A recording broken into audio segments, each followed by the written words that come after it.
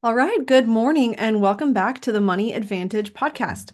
Today, I am going to be talking with you really about a strategy for making sure that you're maximizing generational effectiveness in your wealth planning and being in a position of communicating effectively to the coming generations about wealth creation and strategies for saving and how to manage money and fiscal stewardship or financial stewardship, and really having a sound platform and foundation in your family for not only building wealth personally, but building wealth as a family.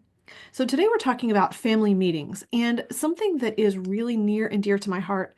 I'm going to be really just having a quick conversation with you today because I want to give you a tool that not only will help you in your financial planning, but also help you be in a position as you are coming into the holidays. You're going to be around family. Maybe this will help you think differently about some of those family relationships and family dynamics so that you can be more intentional in your time together and really come out of the other side feeling stronger as a family.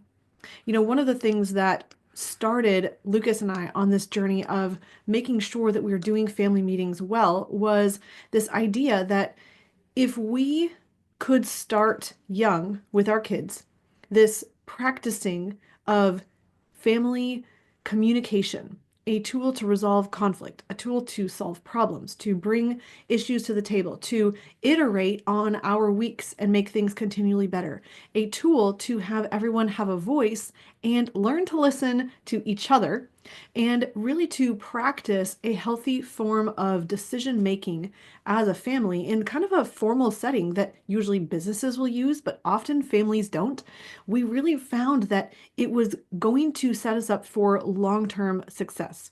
I want to share with you something really fascinating that motivated and prompted us to begin doing so much more with family meetings. And this is really two stories of very wealthy families that you probably are familiar with these names, but I wanted to highlight something very specific that caused long-term wealth creation and flourishing versus long-term dissolution of the family and lack of maintaining wealth over generations. So the Vanderbilt family and the Rockefeller family. I'm going to just highlight some differences between the two.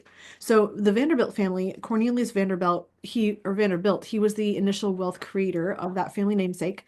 And when he passed away in 1877, his estate was worth 105 million, which today might not sound like very much, but back in those days, if you adjust that for inflation, that was over $2 billion in today's money. At the time, the amount of money that he had was actually more than the US Treasury. Very, very wealthy. And I think he was considered the wealthiest man at the time, the world's richest man. Now, what ended up happening is he passed on his wealth primarily to one of his sons. Then another son ended up suing the favored son. That one who did not receive as much of an inheritance had been considered a scoundrel and a wastrel by his father. And because of some of the disparity in the way that Cornelius handed down wealth, that caused some tension and conflict. But in addition, what happened is that the family did not have a family meeting structure. They did not have a process for staying connected in each other's lives. And there was a lot of lack of harmony. There was a lot of discontent, as you can see from having lawsuits filed within the family. And then that one son who was the unfavored son ended up committing suicide. It was just an extremely devastating story. But what happened to the family wealth was even more telling. So at their first reunion, 100 years later, there was not even one millionaire in the room. And the reason that's really significant is that 100 years went by before the family decided to meet again together. And there was no maintenance or retaining of the family wealth. Now, when we contrast that with something completely different that happened in the Rockefeller family, it will highlight a key difference. So the Rockefeller family is now, yes, so they're now entering their seventh generation as a family and as a wealth creating family. They're still one of the wealthiest families in the world or in the world. And as of 2020, the family's 8.4 billion is held by more than 70 heirs. And here's the key. They still are gathering for family meetings twice a year, where as many as 100 people come together across the generations in one room. Now, imagine your family. Let's just zoom fast forward from today, 100 years from now.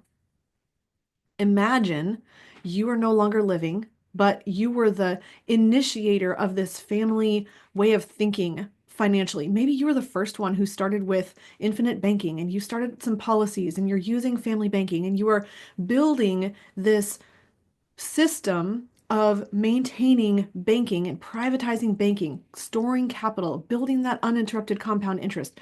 And you're teaching these principles to your kids. And now you're zooming forward that 100 years and your family is continuing to meet over and over. They're staying connected. They're using those financial wealth principles. They're maintaining and stewarding wealth well, and they're continuing to build on the foundation that you have set. Now, isn't that an amazing vision? So if you have them still staying together and united as a family, continuing to meet, staying in each other's lives, there's things that you can do today that are going to set them up for that success.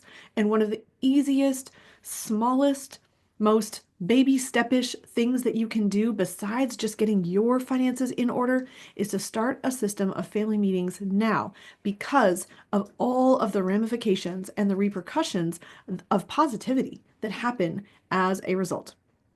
So I don't want this episode to get away from me. There's so much that I want to share with you, but um, let me just go ahead and talk about some of the types of family meetings that you can think about. Now, specifically, you may be in different ages or seasons of family. You might have young children at home, you might have teens in the home, or you might have adult children. Let's just say they've even moved out of the house, they have families of their own, and you're a grandparent right now.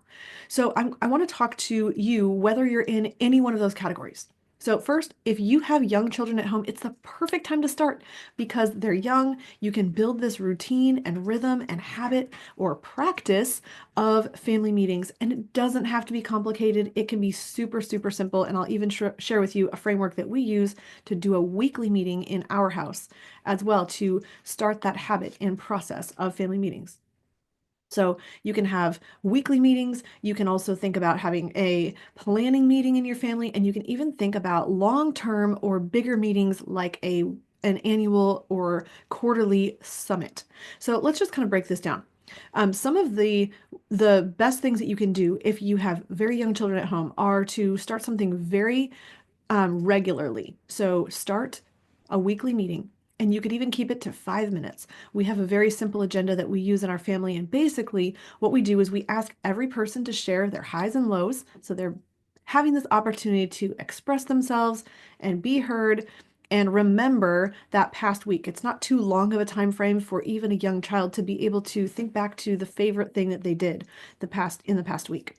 So we just talk about our highs and lows, and then we go through our calendar, which is also on our chalkboard that we keep in the family just as a command center, really everyone can refer to.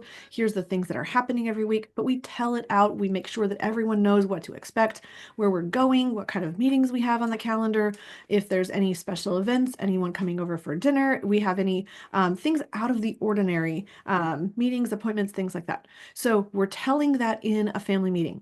We're sharing any announcements that might be kind of big deal things. Maybe we're traveling, or we're going to have something really out of the ordinary that's going to break the typical rhythm, and we're going to make sure that we cast some vision around that, why we're making that change, why we're traveling, what we're doing with that business venture, what we're doing with that evening of the week that's going to be different than usual.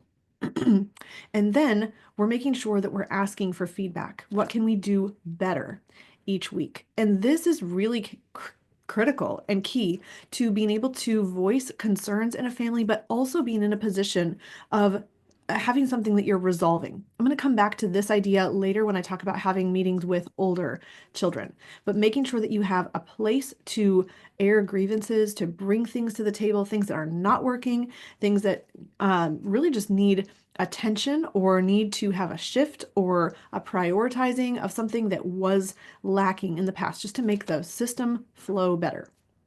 So that's a weekly meeting that you can do even with really young kids that works super well.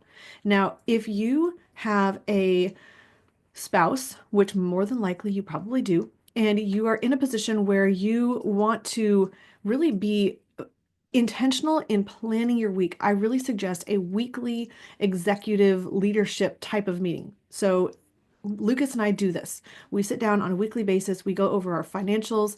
So we're looking at our spending, our upcoming plans for spending, the income that we've had come in, and we're looking at how we're doing with our goals. How are we tracking according to our spending plan? Are we going over in some categories? Do we need to make adjustments?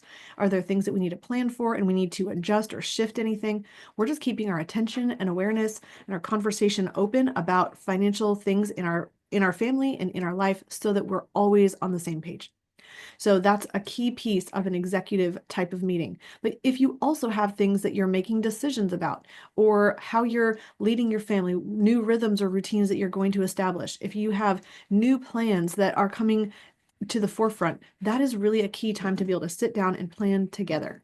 Now, something else that I do on a weekly basis is plan our calendar, plan our meals, plan the grocery list, put that up on the command board in the chalkboard in the kitchen. And so we're in a position of always making sure that we're thinking ahead in advance of all of the things that need to happen in the week. So that's different than a weekly meeting that you're involving the kids. When you have something that you're setting the plans in the first place, that's an executive or leadership, a family leadership meeting, and that requires the adults that are making the decisions. So two separate meetings.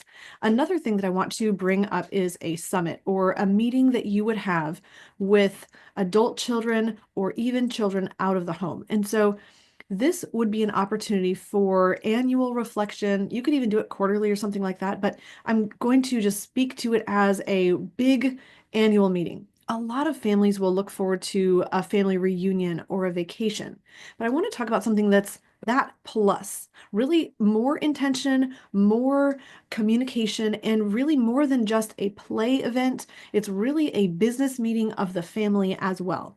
And one of the things that you really want to think about is if you're building a long-term generational dynastic family that you hope will stay together, not just in relationships, but also having financial cohesion and having financial strength in the family, wealth that stays in the family, they're going to have a need, you as a family will have a need for a lot of discussions around that planning and decision making. Some of the things that rise to the forefront are things like talking about the governance of family businesses or investment decisions, or if you have a family bank and you have outstanding loans to some of the family members, talking about the status of those loans. How are they performing? How do you have, are the loans being repaid? Are there any decisions that need to be made for dispersing family assets or making loans to new people who've requested a loan maybe for an investment or for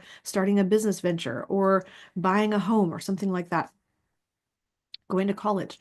Another thing that you can bring into a big picture meeting with adult children is having a celebration of the progress that you have had over the past year, but then celebrating milestones in individuals' lives. You can have them each person or each family share a report of what's happened in their life, their accomplishments, their achievements, so that you can really see what they've done and be able to celebrate together.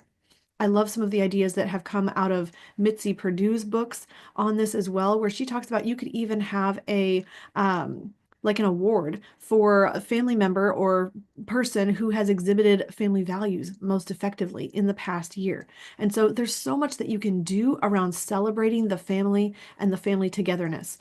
A few other things that you can put into that are to make sure as you're celebrating that you're celebrating things that align with your family vision and mission and values. So you're always reminding the family of here's our mission, here's our vision, here's where we're going as a family, here's our family values, and then here is how we are meeting those or how we are growing in these big picture, these monumental, these long-term vision things. Then you're going to want to make sure that you have things that you're tracking. If you're in a business, you're going to be tracking your financials. If you're in a family, you're going to be tracking progress towards your goals, progress that might include business progress. If you have a family operated business and you're looking at how that is impacting others, how you're meeting your objectives, if there's any changes that need to be happening in the business, You can be in a position where you're talking about problems that need to be solved. You can talk about changes of governance. So think about, as your family is moving into the future, you're going to have a need for growing governance because there's going to be added complexity as your family has not just you and children, but you're going to be in a position where there might be many families and children and then cousins and maybe even second cousins that are making decisions together and figuring out. Some of them may want to buy out or buy into a business. There might be business succession that's happening. There might be new investment decisions that are being made with family capital. There might be a family advisory committee, and there might be a board of directors. You might have different governance. There might be the need for a current maybe board of trustees to select the next generation of trustees or the next generation of leadership or mentor the next generation of leadership. So a lot of things to be thinking about as you are planning and considering a long-term meeting structure and really looking forward to the need for communication about big things that are happening in your family in the future and how you can practice along the way. So, a couple of things to really consider. We've talked about why to have family meetings. We've talked about some types of family meetings that you can consider. How do you start? The first thing is to just start. The quicker you start family meetings, the more time you will have to build a habit and to improve the process. If you are familiar with the Japanese concept or the word kaizen, it's this continuous improvement. And meetings are the same, have the same opportunity for kaizening, where you are not just trying to do something really perfectly the first time, but you are getting started and continually iterating and making something better. And I think that just gives a lot of hope to any family. Even if you have adult children right now and you're looking at doing a big family meeting or a family summit, you might be in a position where you want to do it really well the first time. And just know that you have all of these opportunities the following year and the following year to do it even better. But a couple things I want to point out that can help that first meeting and the ongoing improvement of your meeting process through the years to continue to improve are going to set you up on the right foot. So I'm going to give you some tools for that. If you make it consistent, then it can become a part of your rhythm and an expectation. For instance, our weekly meeting is always on a Sunday night, and we do that every single week where we're recapping the previous week, almost like a debrief, and then we're making sure that we're setting our next week on the right foot so that we are making a fresh start for things that didn't go well, and we're improving upon things that did go well. So that consistency, that expectation that we're going to be doing this every single week has a just an added benefit that everyone is ready to participate because it's just something that's normal. If you are starting a family summit for the first time, you might be in a position where you can say, this is something that we expect to continue doing each year going forward. And I hope that I haven't miscommunicated about this because the family summit is not just something to do with adult children. It's something that you can do at every stage of your family and should do really as this end of year reflection and looking back and this forward thinking and setting goals. So Lucas and I have been doing a family summit, I want to say about 7 or 8 years now. And we've now started including our oldest daughter, who is 13. And we're looking at a process of reviewing the year as we have lived our last year's goals. We want to celebrate the progress for how far we've come and really find out the areas that we did really well, the areas that we needed to have more priority, or maybe where we didn't achieve our objectives, and then set next year goals. We look at the whole year's calendar and we plan the calendar going forward. We look at what our business goals and our family goals are for the year, break those into quarterly chunks so that we can really set some priorities during those quarters. And we're having this kind of mile marker, milestone setting, this remembrance, if you will, of what had happened and what is going to happen in the future. And what I think is so wonderful about that is that anytime that you do that kind of reflection, you're in a position then of being able to understand the progress that you've made and be able to to not just have all of the years flow into one, but you have really memorialized or commemorated that past year and celebrated it for what it was, and then you're able to move into another year and continue to have that kaizening or iterative process. So back to how to start. Make it consistent. Then do an invitation, especially if you have adult children or even teens. Make it something that they want to come to. Make it exciting. Make there be some kind of a celebration or some kind of a gift that they're receiving or some kind of a special location, especially if you're doing a summit. You can go to a like a home that you have in the family, maybe a cabin or a resort, or you could go to a destination. You could go on vacation with it, a destination type of trip. You could make sure you're building in some team building activity, maybe even a ski trip or going to the beach if that's something more in line with your family and what you love. And as you're making it something that is attractive to come into, then you can once that is there and there's some kind of a reason to come, you can also make sure that they understand that attendance is something that is expected. You can't, of course, make something mandatory for an adult child, but you want to be in a position where it is a high expectation that everyone participates because they're part of the team and you want them to be there. You want to schedule in advance, especially if you are having adult children and they live in different locations and they have lives and vacation that they have to plan with their employer and they have school breaks that they have to plan with their kids. There's so much planning that would have to go into each family making the opportunity for them to arrive at this family event or this summit on a regular basis. And so you want to make sure that you're communicating about it in advance, you're scheduling it in advance, you're setting the location and giving enough information that everyone can make accommodations to be there. Set an agenda in advance. And this is crucial for every meeting type that you do. Have an agenda, stick to the agenda, stick to your timelines. It really gives a lot of confidence to the people who are coming and attending that they know what to expect and they're not going to be, blindsided by something that's out of their expectation or that is going to take up all of this time or that they're going to be sucked into something that they weren't prepared for. And especially certain personality types really thrive on knowing what is going to be expected of them, what is the purpose, what is the reason for this, what are we trying to accomplish, what are we going to be discussing. They can come fully having thought through what they may want to bring to the table as it relates to that meeting.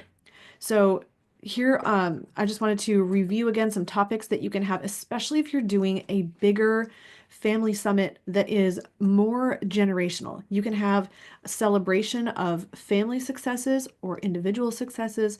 If you have new family members who have graduated or have a driver's license or are dating a significant other or have gotten married or had a wedding or I guess that's the same thing, or had a baby. Maybe they adopted a child, or maybe they've gone on a missions trip, or maybe they started a new business, or maybe they have a financial success in their investments, or you might be celebrating any one of these things. There might even be family death that you are memorializing and talking about as well. So make sure that you take time to celebrate those individual and family milestones. Again, reminding of your family mission, vision, values, talking about problems that might need to be solved in the family. And then another thing that you can include is some kind of education. So this could be education on your family history. It could be if you have written a book or created a video that is your family history, or you've documented your family photos and family memorabilia. Maybe you're bringing that to a family summit or family meeting to share. Maybe you have stories that you have captured on video or in writing from grandparents or great grandparents, or some new family artifacts, or valuable heirlooms that you want to discuss or share or communicate about. You can talk about that at a family summit. You also can sometimes families have even brought in outside speakers that might help them to think about their communication styles and improve their problem solving skills or understand themselves better or teach them a new skill. So thinking of education, thinking of family history, those could be together or separate topics, and then just having even recognition of family members and awards that might align with your mission, vision, values. They might be more of rite of passage type of celebrations as well. So those are just some key things that you can bring into the topics that could be included in a family summit. I also want to mention here as well that who should you include? If you have children that are able to stay present and not be disruptive, but be able to learn from the process, have them at the meeting. So maybe toddlers would not be ideal to be participating in a big family summit, but you might have children who are 5, 6, 7, 8 years old be able to participate in some regard if they're able to do so in a way that's not disruptive. Also, set rules for the family meetings in advance, especially a family summit of a larger scale. And this would be things like ground rules for no name calling, expectation of attendance, things like communicating and telling them in advance that as we are sharing our thoughts and ideas and even problems or things that we want to solve, we want to use I language, I, me, instead of saying you do this, you did that, you don't do this. So you're taking the onus on yourself to not just share what you are thinking and desiring, but what you need, what you want to see accomplished. It just really helps take personal responsibility and shifts the entire conversation away from that negativity or name calling. Then set the leadership of the family meeting or family summit, and you can rotate that leadership because you can train younger children and younger generations to be able to take over the leadership of leading the meeting. But also, what's really important is that at some point, if you are the director of your family, you're going to be in a position where at some point you're going to have the next generation behind you that's going to take over the reins of this family governance of your family enterprise. And you want to be able to allow them that space to step into a leadership role in the family. And I want to highlight two more things. One is to make sure that you write down decisions that are made. So have a scribe or a secretary, you might call them, in the meeting to write down what's discussed and what decisions are made. That way you can reflect back on them from the previous year or reflect back on the previous year as you're setting this meeting, and you have something that you can then measure progress. Another thing is to make sure that you have a decision-making system and cycle. So if there are issues that are brought up, make sure that they aren't just left open-ended.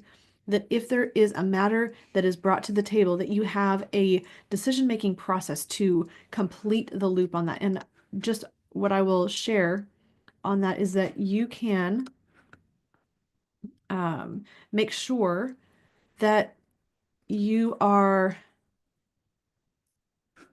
if there's a problem, you can have everyone share their thoughts and feelings about that and kind of brainstorm what solutions might be rising to the surface for them. But you need to actually make a decision and determine an action plan, figure out who's responsible, figure out who is going to make this occur, set a timeline for that. That way you have a timeline or a date for completion, and you have something that you can come back and say, we did or didn't do this well. You have something then to measure after the fact. So as I share this, a couple of stories come to mind that I just want to iterate beyond our own family meetings and family summits. But I've heard so many times, time and time again, where a family will point back to family meetings that were most effective, the most helpful thing that helped them prepare for business succession or prepare for a handoff of training their children in financial stewardship. And so it's really powerful to hear the these types of stories. So one thing, we had one client who brought their family all to a family meeting. They had adult sons who were married with children, and for their first family meeting, they invited them into a conversation. They were getting ready to share their mission and their vision and their values that they'd been working on in our 7 Generations Legacy coaching program, and they wrote their love letters to those children and to their spouses and invited them to a big meal and a dinner that was really the beginning or starting point to having these kind of family meetings, and also communicating some really crucial things that of decisions they were making in the family leadership. So that was one powerful tool. We talked with another family who is transitioning their business leadership from the first to the second generation, working on succession planning, and really pointed back to those early stages of family meetings where they ran the rules of order, I think is what they're called, and had the formal gavel and saying, I call this meeting to order. And they had the chairman be determined, and had the children even practice being chairman and somebody else practice being the secretary and writing down the notes. So these kinds of things are just so powerful in recognizing that you can gel the family relationships, you can communicate effectively, you can learn to listen, you can learn how to make decisions as a family and connect the family together around business so that you can continue making these decisions and build dynastic family wealth over a long period of time, but specifically by focusing on the relationships in the family culture, which is really why meetings are so effective. It's not really about and the actual investments and structures, legal structures and business structures. It's really about how you communicate about those things that is most crucial.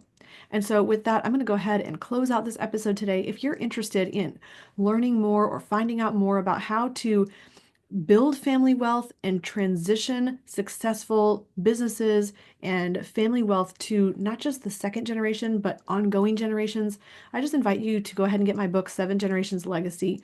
And you can do that by going to 7generationslegacy.com. We have the book, we have it on digital and audio, and also a bunch of extra bonuses where you can learn really about this process of multi-generational thinking so you can build and design a legacy of more than money. So I invite you to do that.